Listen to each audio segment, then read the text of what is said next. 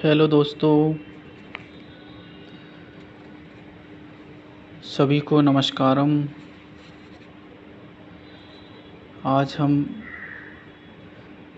Class 8 Sanskrit विषय का चतुर्थ पाठ नीति श्लोकः को देखेंगे।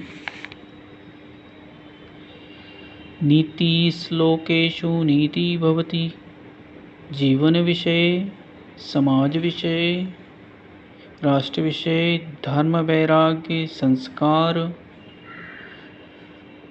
परोपकार द्विविषये प्रामाणिकं सुचिंतितं वैज्ञानिकं च चिंतनं नीतिश्लोकेषु लभते। अर्थात नीति श्लोकेषु नीति भवति, मतलब नीति श्लोकों में नीति होती है। जीवन विषय, जिसमें जीवन के विषय में, समाज के विषय में, राष्ट्र के विषय में, धर्म वैराग्य और संस्कार के विषय में, परोपकार के विषय में, एक प्रामाणिक अच्छे विचार वाले वैज्ञानिक दृष्टिकोण से चिंतन करने वाली नीति होती है, जिसको हमको पढ़कर सुनकर बहुत से लाभ प्राप्त होते हैं। संस्कृते नीतिम आश्रित श्लोक रचनाया शतक रचनाया च परंपरा अति प्राचीना विद्यते। मतलब संस्कृत में जो नीति श्लोक हैं ये बहुत ही पुरानी परंपरा कहना चाहिए। आश्रित श्लोक रचनाया, शतक रचना है, मतलब श्लोक रचना और एक शतक रचना होती है। च परंपरा अति प्राचीन, ये बहुत ही प्राचीन है, बहुत ही पुरानी है। वस्तुतः अल्पे शब्दे महानी भवानां उदात्त विचाराणां श्रेष्ठ विषयाणां च महत्वपूर्ण विवरणं नीति श्लोकेषु लभते। मतलब ये सभी इन श्लोकों में उदारतावादी विचारधारा है ना, और हृदय को छू लेने वाली बहुत सी ऐसी बातें, श्रेष्ठ विषयों पर महत्वपूर्ण बहुत इसके विवरण होते हैं, जिसको हम पढ़कर समझकर हमारे जीवन में बहुत से ऐसे लाभ प्राप्त कर सकते हैं। चलिए पहले नंबर के श्लोक पे चलते हैं। अर्थागमो नित्यं रोगिता च प्रिया च भार्या प्रियवादिनी च वश्यस्य पुत्रो अर्थकरी च विद्या षट् जीवलोकस्य सुखानि राजन्। ओम नमः शिवाय। अर्थात कवि इसमें कहता है कि किसी राजा की ओर संकेत किया गया है, या एक बहुत अच्छा नीति श्लोक है ये। कवि कहता है हे राजन, मतलब कवि लिखने वाला किसी राजा के सामने कुछ चीज़ें सामने रखता है कि कहता है हे राजन, धन की प्राप्ति, नित्य निरोग रहना, आज्ञाकारी सेवक, प्रिय वचन बोलने वाली पत्नी, आज्ञाकारी पुत्र और धन संग्रह करने वाली विद्या, ये 6 प्रकार की जो चीज़ें हमारे पास में हैं, ये सांसारिक प्राणियों के लिए, हमारे लिए बहुत ही अच्छा होता है, सुख रूप होता है, सुख देने वाली होती है। चलिए अगले श्लोक की तरफ चलते हैं अपन। अयुक्तं स्वामिनो युक्तं युक्तं नीचस्य दूषणम् अमृतं राहवे मृत्यु विषं शंकरं भूषणम्। अयुक्तं स्वामिनो युक्तं युक्तं नीचस्य दूषणम् अमृतं राहवे मृत्यु विषं शंकर भूषणम्। अर्थात मालिक का अनुचित भी उचित होता है। जो मालिक होता है ना, वो यदि आपसे गलत चीज़ें भी कराए तो उसके लिए बहुत ही उचित होता है। नीच व्यक्ति के लिए बुराई भी उचित कहलाती है। जो नीच टाइप के व्यक्ति होते हैं उनके लिए बुराई भी, वो सोचता है कि मैं जो कर रहा हूँ बिल्कुल सही कर रहा हूँ। और रोगी के लिए अमृत भी मृत्युकारी है, मतलब जो रोगी पुरुष होता है उसके लिए अमृत भी बहुत, उसको यदि अमृत भी दे दे तो वो सोचता है कि भैया मुझे विष दिया जा रहा है। और विष भी शंकर जी के लिए भूषण रूप है। इस तरह से यदि किसी अच्छे व्यक्ति की यदि हम तुलना करें जैसे शंकर जी, तो उनके लिए क्या है, विष एक आभूषण की तरह काम आता है। चलिए अगले श्लोक की तरफ चलते हैं। अमृतं चैव मृत्युश्द्वयं देहे प्रतिष्ठतं मृत्युपपद्यते मोहात् सत्येन पद्यते अमृतम्। अमृतं चैव मृत्युश्द्वयं देहे प्रतिष्ठतं मृत्युपपद्यते मोहात् सत्येन पद्यते अमृतम्।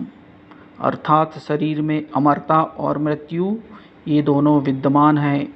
मोह के कारण प्राणी मृत्यु को प्राप्त होता है और सत्य के कारण अमरता को प्राप्त हो जाता है। चलिए अगले श्लोक की तरफ चलते हैं।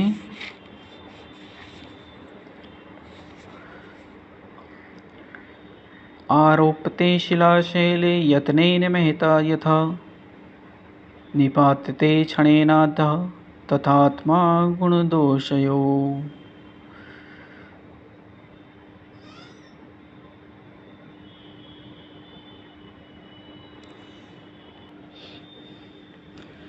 चलिए हमने 5वें नंबर का बोल दिया।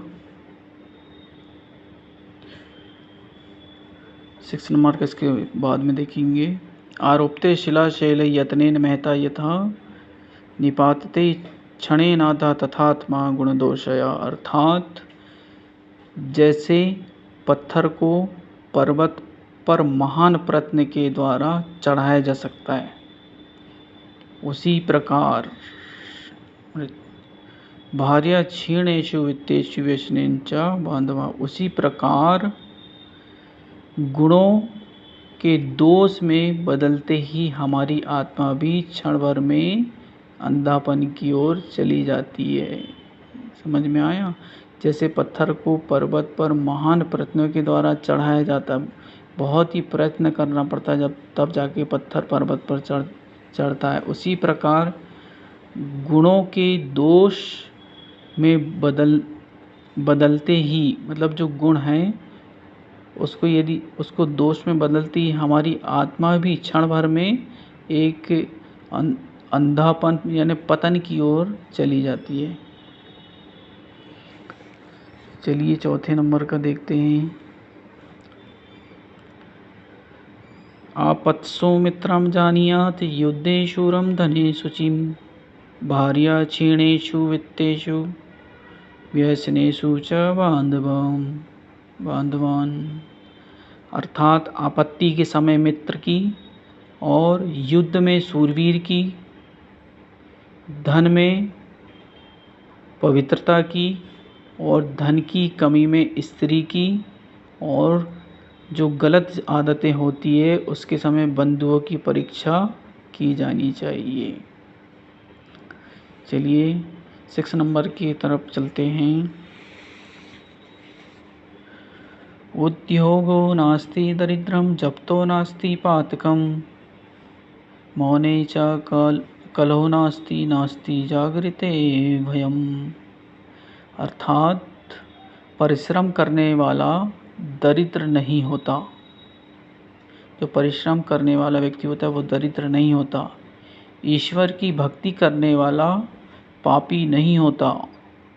फिर मौन रहने पर कलह नहीं होती, जागृत रहने वाला भयभीत नहीं होता। इस तरह से ये क्या, उद्योगे नास्ति दरिद्र्यम जप्तो नास्ति पातकम मौने च कलयो नास्ति जागृतो भयम। मतलब परिश्रम करने वाला व्यक्ति दरिद्र हो ही नहीं सकता, ईश्वर की भक्ति करने वाला व्यक्ति कभी पापी हो ही नहीं सकता, और जो व्यक्ति मौन रहना सीख जाता है उससे उसके पास कोई कलह क्लेश आ ही नहीं सकती। और जो व्यक्ति हमेशा जागते रहता है वो व्यक्ति कभी डर ही नहीं सकता, भयभीत हो ही नहीं सकता। चलिए अगले श्लोक की तरफ चलते हैं।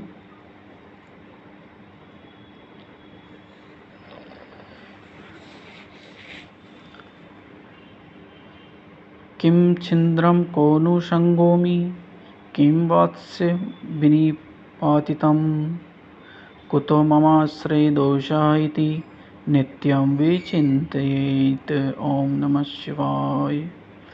मनुष्य को यह प्रतिदिन चिंतन करना चाहिए कि मुझ में क्या बुराई है, क्या मुझ में बुराई है, कौन सी वस्तु है कि मुझ में क्या बुराई है, कौन सी वस्तु है जो मैं परिवर्तन मतलब क्या मैं अपने अंदर बदल सकता हूँ जिससे मेरे अंदर के दोष दूर हो जाएं।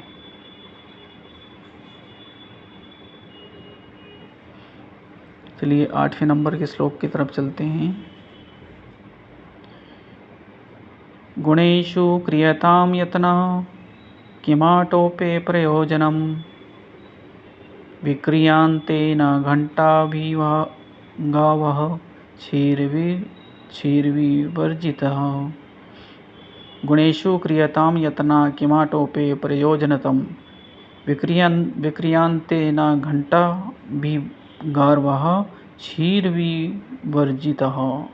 अर्थात हमें हमेशा उत्तम गुणों को प्राप्त करने के लिए प्रयत्नशील रहना चाहिए। बाहरी दिखावे में क्या रखा है? दूध ना देने वाली गाय के गले में घंटी बांधने पर भी उन्हें खरीदने वाला कोई नहीं होता। समझ में आया? चलो 9वें नंबर की श्लोक की तरफ चलते हैं अपन। निर्धनस्य विषम भोगो निःसत्त्वस्य विषम रमम् अनभ्यस्य विषम शास्त्रम अजीर्णे भोजनम विषम। अर्थात निर्धन व्यक्ति के लिए भोग विषकारी होता है।